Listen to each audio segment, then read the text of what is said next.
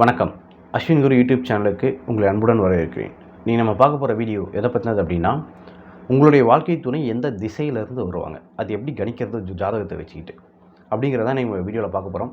வாங்க டேரெக்டாக வீடியோக்குள்ளேயே போயிடலாம். ஒவ்வொரு ராசியும் ஒவ்வொரு திசையை குறிக்குங்க. இப்போ மேஷ ராசி, ரிஷப ராசி, மிதுன ராசி அப்படின்னு மொத்தம் 12 ராசிகள் இருக்குல்ல, 12 ராசி கட்டங்கள் இருக்குது. இப்படி ஒவ்வொரு கட்டமும் ஒரு திசையை குறிக்கும். உங்களுக்கு இந்த விஷயத்தை நீங்கள் கணிக்க போகிறீங்க அப்படின்னா, உங்களுக்கு எந்தெந்த ராசி எந்தெந்த திசையை குறிக்குங்கிறத பேசிக் நாலேஜ் உங்களுக்கு வேணும். இப்போ 2x2 4, 2x3 6 அப்படின்னு நம்ம சின்ன வயசில் கணக்கை மனப்பாடம் பண்ணியிருப்போம். அது எப்படி 2x4, 2x6 அப்படிங்கிறதெல்லாம் நம்ம மைண்டில் ஏற்றிக்கினது கிடையாது. ஸோ அதே பேசிக்கில் இதையும் நீங்கள் மனப்பாடம் பண்ணிக்கிட்டீங்க அப்படின்னா பெட்டர். நீங்கள் வந்துட்டு புரிஞ்சிக்கிறது ஓகே, புரிஞ்சிக்கலாம். நான் அதுக்கு வந்து ஒரு மணி நேரம் பேசணும். ஏன் இந்த ராசி வந்து இந்த திசையை குறிக்குது அப்படிங்கிறத பற்றி நான் 1 மணி நேரம் பேசுகிற மாதிரி இருக்கும். ஸோ பெட்டர் நீங்கள் எல்லாருமே இதை மனப்பாடம் பண்ணிக்கோங்க. நான் உங்களுக்கு எப்படி மனப்பாடம் பண்ணேங்கிறதையும் நான் உங்களுக்கு எக்ஸ்பிளைன் பண்ணுறேன். ஸோ இதுதான் ராசி கட்டம், ஓகேங்களா? இதில் மொத்தம் 12 கட்டம் இருக்குது.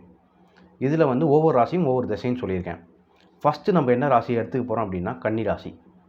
ஏன் கன்னி ராசி அப்படின்னா, கன்னி ராசி யாரோட ராசின்னு பார்த்தீங்கன்னா தந்தை பெரியாரோட ராசி வந்து கன்னி ராசி. தந்தை பெரியார் வந்து ஒரு ரெஃபார்ம் ஒன்று பண்ணார் தமிழ்நாட்டில், சவுத் இந்தியாவில், டிராவிடியன் பிளேசஸில். என்ன பண்ணார் அப்படின்னா, நார்த்துடைய கொள்கை, அதாவது வடக்கிலிருந்து வந்தவர்களுடைய கொள்கையை எதிர்த்து சவுத்தில் ஒரு புரட்சி பண்ணார். சவுத்துக்காக நின்னார், தெற்குக்காக நின்னார்.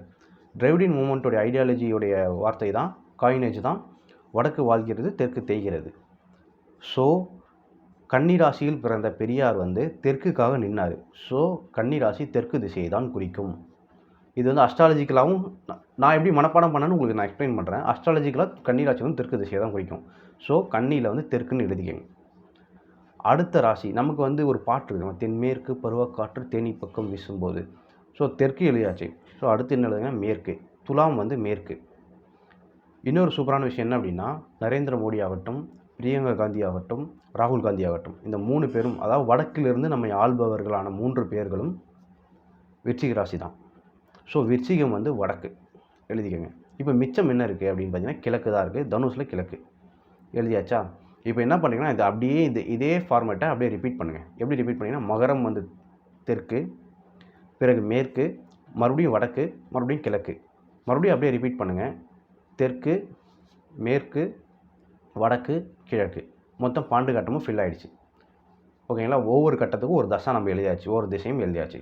இப்போ என்ன பண்ண போகிறோம் அப்படின்னா, உங்களுடைய 7ஆம் வீட்டு அதிபதி, உங்கள் லக்னத்தின் அடிப்படையில் 7ஆம் வீட்டு அதிபதி யாருன்னு பாருங்கள். அந்த 7ஆம் வீட்டு அதிபதி எந்த ராசி கட்டத்தில் இருக்குதுன்னு பாருங்கள். அந்த ராசி கட்டம் என்ன திசையை குறிக்குன்னு பாருங்கள். அந்த திசையில் இருந்து தான் உங்களுக்கு வர போகிற வாழ்க்கை துணை வருவாங்க. அந்த திசையில் தான் ஒன்று அவங்க பூர்வீகமாக அந்த திசையை கொண்டவர்களாக இருப்பாங்க, இல்லை அந்த திசையில் வாழக்கூடியவங்களாக இருப்பாங்க. மோஸ்ட்லி பூர்வீகமாக அந்த திசையை கொண்டவர்களாக இருக்க பாசிபிலிட்டி உண்டு.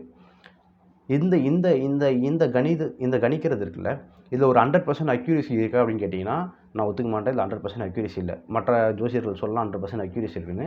எனக்கு அந்த உடன்பாடு இல்லை. நான் பார்த்த வரைக்கும் ஐ வுட் சே 70 to 80% இது வந்து அக்யூரேட்டாக காட்டுன்னு சொல்லலாம்.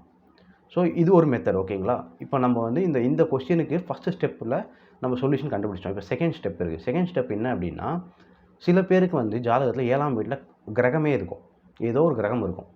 அப்படி கிரகம் இருக்கவங்களுக்கு வந்து ஃபஸ்ட்டு ஸ்டெப்பில் வரப்பட்ட ஆன்சர் வந்து சூட் ஆகாது. செகண்ட் ஸ்டெப்பில் நம்ம போடுற ஆன்சர் தான் சூட் ஆகும். என்ன அப்படின்னா, ஒவ்வொரு கிரகத்துக்கும் ஒரு தசை இருக்குது. இப்போ ஒவ்வொரு ராசிக்கும் ஒரு திசை இருக்கும் போதில் ஒவ்வொரு கிரகத்துக்கும் ஒரு திசை இருக்குது. ஃபார் எக்ஸாம்பிள், சூரியன் உங்களுக்கு 7ஆம் வீட்டில் இருக்குதுன்னு வச்சுக்கோங்களேன். சூரியன் வந்து எந்த திசையை குறிக்கும் அப்படின்னா கிழக்கு. சூரியன் உதிக்கும் திசை கிழக்கு. நம்ம சின்ன வயசுலேயே படிச்சிருப்போம். ஸோ சூரியன் வந்து கிழக்கு திசையை தான் குறிக்கும். ஸோ உங்களுக்கு ஒருவேளை சூரியன் 7ஆம் வீட்டில் இருந்துச்சுன்னா, உங்களுக்கு கிழக்கு திசையிலேருந்து உங்களுடைய வாழ்க்கை துணை வரதுக்கான பாசிபிலிட்டி உண்டு. ஒரு வேளை இப்போ நீங்கள் சூரியன் எடுத்தாச்சு ஃபஸ்ட்டு. சூரியனோட எதிரி கிரகம் என்னன்னு பார்த்தீங்கன்னா சனி. அவர் வந்து கிழக்குன்னா இவர் ஆப்போசிட்டில் போய் நிற்பார். ஸோ கிழக்குக்கு ஆப்போசிட் என்ன, மேற்கு. ஒரு வேளை உங்களுக்கு வந்து 7ஆம் வீட்டில் வந்து சனி இருக்குதுன்னு வச்சுக்கோங்க, உங்களுக்கு மேற்கு திசையிலேருந்து வாழ்க்கை துணை வரதுக்கான பாசிபிலிட்டி உண்டு. இப்போ அடுத்த எதிர் 2 கிரகம் என்னென்னு பாருங்கள். புதனும் செவ்வாயும் எதிர் கிரகங்கள். ஸோ புதன் என்ன குறிக்கும் அப்படின்னா வடக்கு குறிக்கும். செவ்வாய் என்ன குறிக்கும் அப்படின்னா அப்படியே ஆப்போசிட் சவுத்து குறிக்கும், தெற்கு குறிக்கும். ஸோ ஒரு வேளை உங்களுக்கு 7ஆம் வீட்டில் புதன் இருந்துச்சு அப்படின்னா, உங்களுக்கு நார்த்துலேருந்து பெண் வர இல்லை பையன் வர பாசிபிலிட்டி உண்டு. ஒரு வேளை உங்களுக்கு செவ்வாய் வந்து இருந்துச்சு, அப்படி 7ஆம் வீட்டில் அப்படி இருந்துச்சு அப்படின்னா, உங்களுக்கு சவுத், அதாவது தெற்குலேருந்து வர பாசிபிலிட்டி உண்டு. அடுத்து என்ன கிரகங்கள் இருக்குது அப்படின்னு பார்த்தீங்கன்னா, குருவும் சுக்கிரனும் இருக்குது. நான் சும்மா எங்களை பருவமழை பேசிஸில் தான் மனப்பாடம் பண்ணி வச்சுருக்கேன். எப்படின்னா, குரு வந்து வடகிழக்கு, சுக்கிரன் வந்து தென்கிழக்கு. இவங்க 2 பேருமே இந்த திசைகளை குறிக்கக்கூடிய ஆட்கள். ஒருவேளை உங்களுக்கு குரு வந்து 7ஆம் வீட்ல இருந்துச்சுன்னா, உங்களுக்கு வடகிழக்குலேருந்து பெண் வர இல்ல பையன் வர பாசிபிலிட்டி உண்டு. ஒருவேளை சுக்கிரன் உங்களுக்கு 7ஆம் வீட்ல இருந்துச்சு அப்படின்னா, உங்களுக்கு தென்கிழக்குலேருந்து பெண் வர பாசிபிலிட்டி உண்டு. பையனோ, பெண்ணோ. அடுத்து வந்து சந்திரன் இருக்கு. சந்திரன் வந்து வடமேற்கு.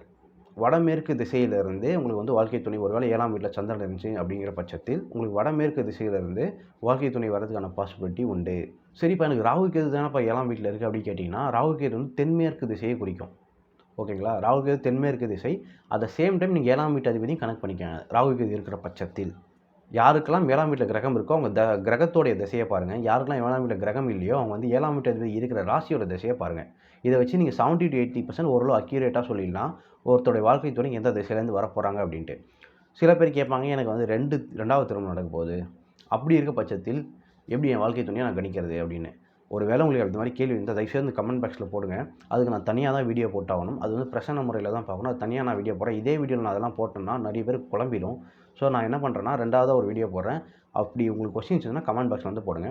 இதே மாதிரி இன்னொரு வீடியோவில் சந்திக்கலாம். நன்றி.